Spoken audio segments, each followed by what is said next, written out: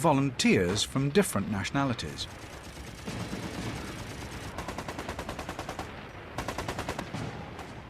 By October 1944, the situation around Narva from a German point of view was hopeless. But unlike the countless garrisons squandered by Hitler in a pointless series of hold-at-all-costs orders, Army Group Narva managed to escape and rejoin Army Group North. Constant retreat was now the order of the day, as the Army Group was driven back through the Baltic states towards Germany.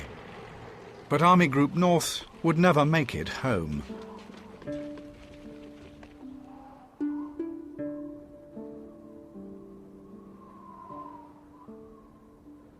While the Red Army rolled on towards Berlin, the men of Army Group North were finally cornered in the Kurland peninsula of Latvia.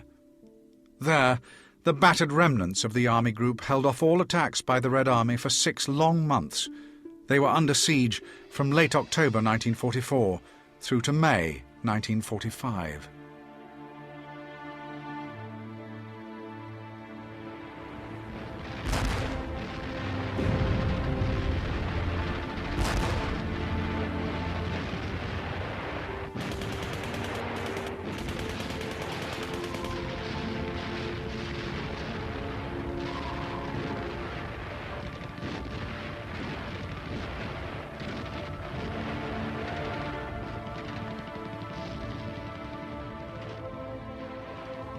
In January 1945, the two armies which had served since 1941 as Army Group North were renamed Army Group Kurland. The hard-won mantle of Army Group North was transferred to a scratch assembly of beaten units, under the command of a swift succession of temporary leaders. The spirit of the men of Army Group North remained behind in Kurland.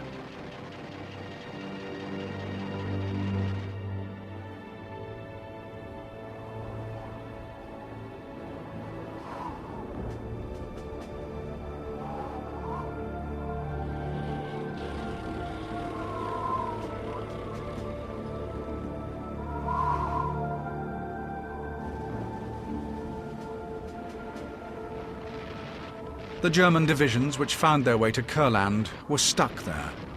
They were blockaded by the Russians, and there was nothing they could do. They could no longer make any useful contribution to the greater course of the war elsewhere. In many respects, it was a very wasteful and irresponsible gesture on the part of Hitler. This, albeit scratch army, was still a considerable force, which could have made a valuable contribution elsewhere, but it was not to be made available.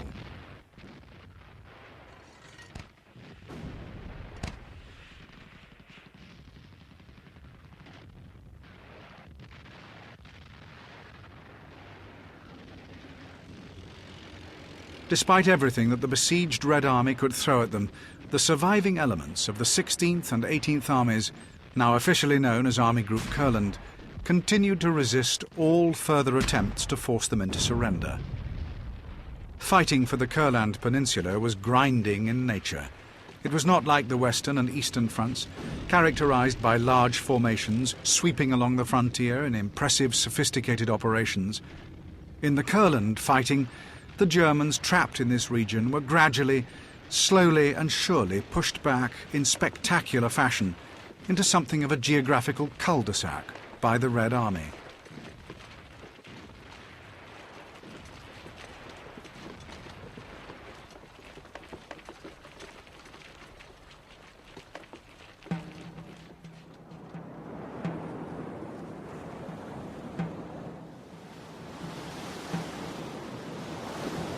They were well served to the bitter end by the ships of the Kriegsmarine, who managed to evacuate some divisions recalled to Germany. On occasion, they even managed to bring in some much-needed reinforcements. The German Navy did have an important role to play when the Red Army began to advance along the Baltic coast to break into East Prussia.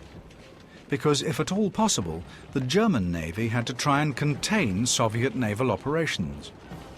Even more importantly, they had a grievous burden: to try and evacuate as many of the German civilians and German military units who had been trapped and transport them back into German territory.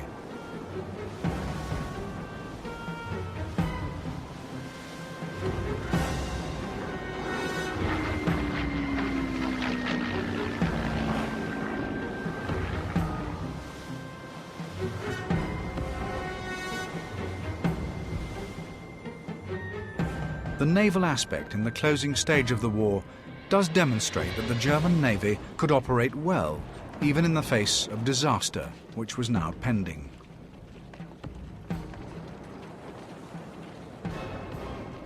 The Kriegsmarine was absolutely vital in explaining why German formations fought bitterly to the end for the pointless battle for the Kurland Peninsula. The peninsula, from the army's point of view, was militarily useless. Indeed, many German commanders in late 1944 and spring 1945 constantly requested Hitler to give up the Kurland Peninsula. This would release the 26 divisions that were fighting there, in order to bolster their defence in what were more important military regions nearer to home.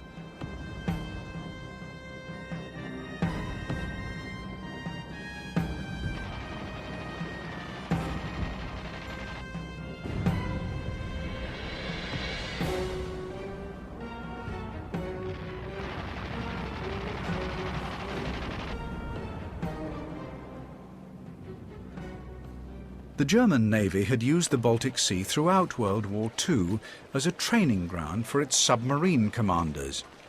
Dönitz, a committed Nazi who was in charge of the Navy at this stage, regarded the retention of the Gulf of Danzig in the Baltic Sea as essential in order to train his submarine commanders to use the extremely powerful new submarine, the Type 21, which the German Navy were developing towards the end of the war. The Kriegsmarine, therefore, played a critical role in explaining why the German formations fought so bitterly for the Kurland Peninsula.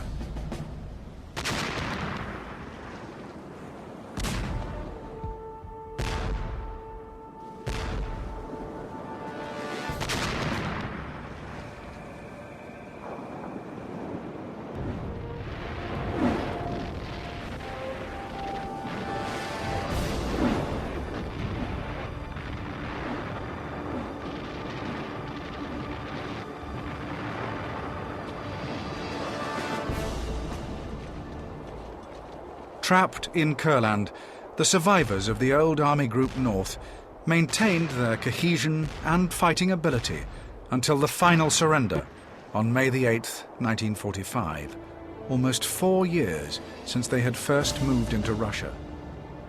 On that day, 203,000 men began the long march into Soviet captivity. Many would never return, and others were held as slave laborers until 1955. A high price to pay for their long defense.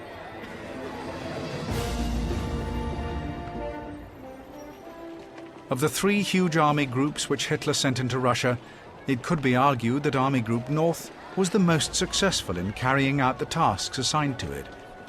Although the campaign ultimately ended in failure for them, the men of Army Group North retained their military cohesion, with some units achieving the rare distinction of serving for the whole 4 years of the Russian war in the same army group.